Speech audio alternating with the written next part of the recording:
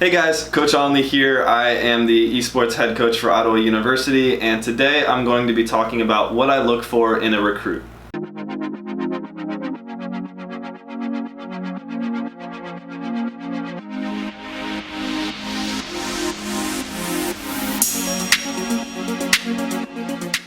So what do I mean by recruit? I just mean anyone that is graduating high school or in college and looking to transfer into my esports program. So with as fast as the college esports space is growing and kids that are graduating now have plenty of opportunities to go to college for esports, I thought it would be important to put out a video from a coach's perspective of what we look for in kids, so that as you are starting to apply for your programs, you can better prepare and put yourself in a better situation and get a top dollar scholarship offer from a college to join their program.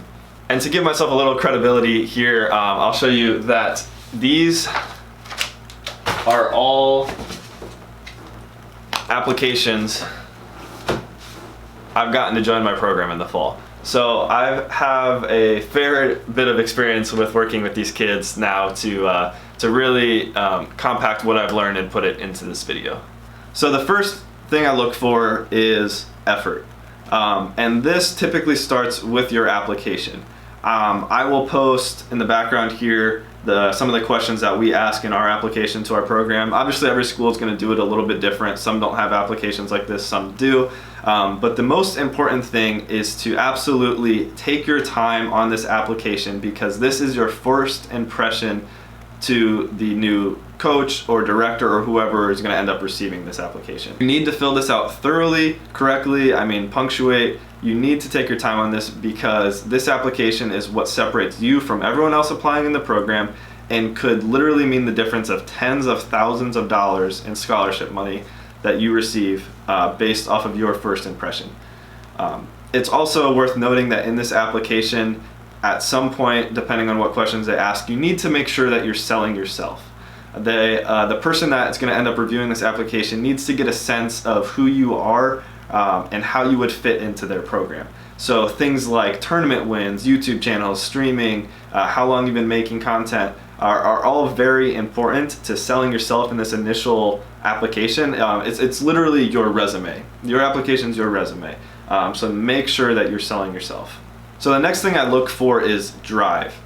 And what I mean by drive is I need to know, are you enthusiastic about my program? Are you excited? And what motivated you to apply to my program? It's very important to tell the coach exactly what you're looking to achieve, because then they get a sense of what you're going to be working towards. If you don't have any sense of this and you're just like, I don't know, I just want to join a team because I thought it'd be cool to meet some kids, and then getting a scholarship would be cool, they're probably going to turn you down, because if you say that, you're probably better off going to a public school and joining some sort of video game club if you're just looking to meet some kids and play games and whatnot.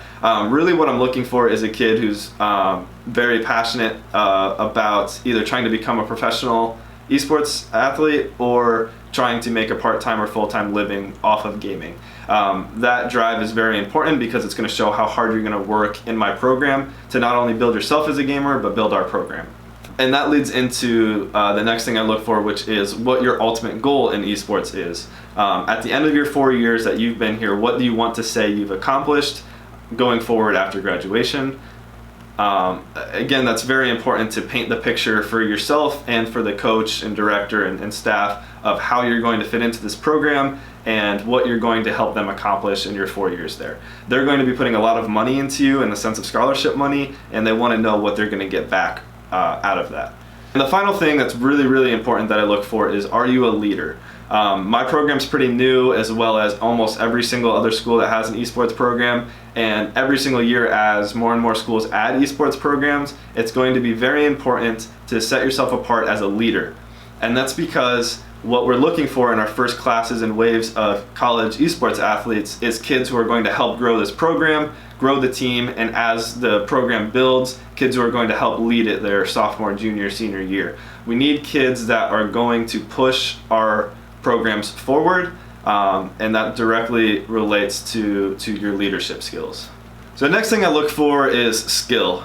This one's pretty obvious, but I'll dive a little bit more in particular of what I'd look for in skill. So obviously the first question is going to be what your current rank in the game that you're applying for is. But the follow-up to that is how long you've been playing that game and how many seasons you've been ranked at it. And what I'm looking for is how you've developed as a gamer. If you're a league player and for the last 3 seasons you've been diamond, that's great and you're a good player, but I'm going to prioritize the kid who went from silver, gold, plat, diamond over the guy that's been diamond 3 years in a row. And that's simply because it shows that they're actively learning, developing, and trying to get better at the game.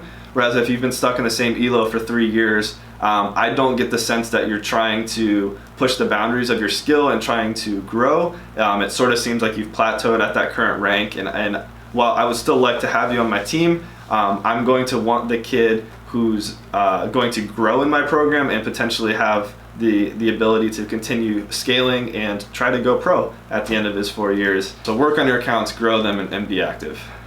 So the next thing I look for is value. And more in particular, what value do you bring to my program? And this is a question that you should know before you apply to the program. And it's going to be the same answer for every single program. So prepare this thoroughly. What value do you bring to my program? And this is a little bit different for content creators and competitors. So I'll start with competitors.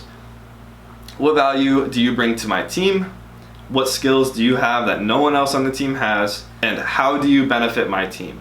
What do you bring to the team that's going to help you guys play better together? Those are the questions you should be thinking about and have an answer to. In any little particular skill that you think you're really great at that you could potentially help the rest of the team with is added benefit to having you on my team. And then as a content creator, what about making content are you great at? What applications and software are you proficient at? And what do you enjoy about making content? And that part's really important. Is it the editing process, the creative process? Do you want to be a shoutcaster, a streamer, a YouTuber? Is it being on camera? What is it in particular about making content that you enjoy and that you would want to do for the rest of your life? And that's really important in figuring out how you are going to fit into my program and my content team. What role might you be able to fill in there that you're super passionate about that we maybe don't have on the team? So the final thing I look for is, are you coachable? And this comes down to a couple things. It comes down to, are you open to advice? How do you take criticism? Do you have an ego?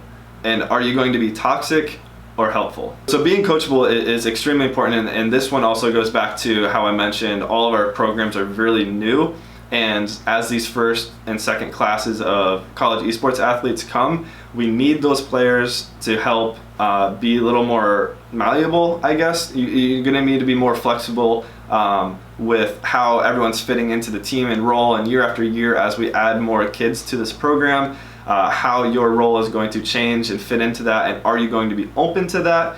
How are you going to handle that change, and how are you going to make sure that you are continuing to benefit the team and learning? This is, it also goes back to, like I mentioned with the kid that's been stuck in diamond for 3 years. Is that because that's his best, is it because he's tapped out skill level there, or is it because he's not allowing himself to learn and be coached? And I can't do my job if you're going to be closed-minded and not take responses and criticism and learn from that and grow. If you're going to get defensive and you're going to be like, well, I'm a better player than this guy, so why should I be listening to him?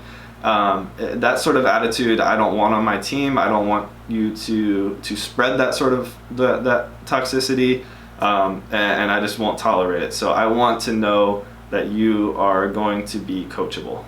So there you have it. That's the 5 things that I look for in my recruits, and some advice on how you can kind of develop yourself as a gamer, and some of the questions you can prepare before you enter those applications and before you start talking to coaches and directors in schools about yourself. Hopefully it'll get you a little bit more prepared. It'll paint you as a more important person for their program, and ultimately that translates into a higher dollar amount of scholarship that would be offered to you. So I hope you got value out of this. If I didn't answer a question, or if you have something more in particular, please leave it in the comments below, or you can follow me on Instagram at Coach Alney, and you can send me a message or comment on one of my posts there, and I'll make sure to get back to you. And yeah, I will see you guys in the next video.